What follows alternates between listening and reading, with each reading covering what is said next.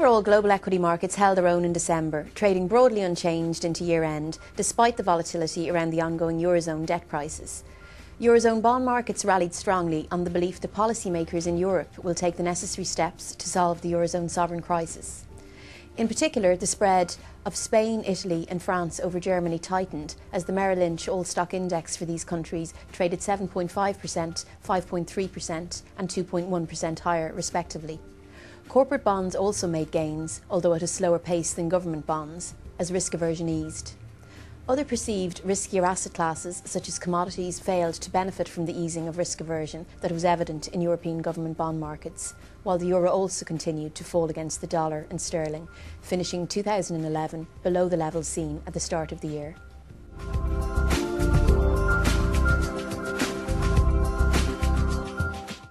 Despite the anticipation of a more complete resolution to the Eurozone sovereign crisis, the December 9th summit failed to meet all expectations. The ECB cut interest rates by 0.25% to 1% in line with expectations and announced a slew of unconventional measures aimed at supporting the banking sector. However, they disappointed expectations by ruling out the possibility of an immediate bond purchasing programme. The ECB lent $489 billion to the banking system for 3 years, the largest amount that has been lent to the system. This has boosted the bond markets as it is thought that many banks have used some of this liquidity to purchase government bonds. EU politicians also took a significant step forward in moving towards a closer fiscal union by announcing plans to enshrine fiscal rules into a country's constitution.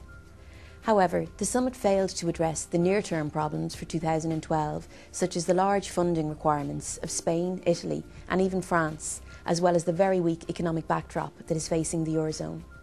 The rating agencies have also highlighted these risks, as the S&P warned about the possibility of downgrading the ratings of a dozen European sovereigns, including France and Germany, as the systematic stresses have continued to increase for the region.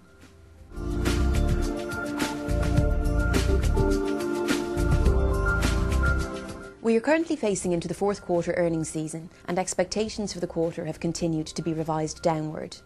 The number of companies in the S&P 500 revising estimates lower is at a level that has not been seen since the 2001 recession.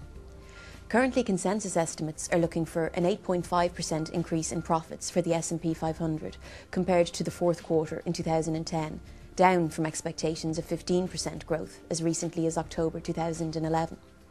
The outlook for 2012 is also under pressure, as consensus estimates are that earnings will grow by 10% in 2012, although many commentators expect a much lower outcome.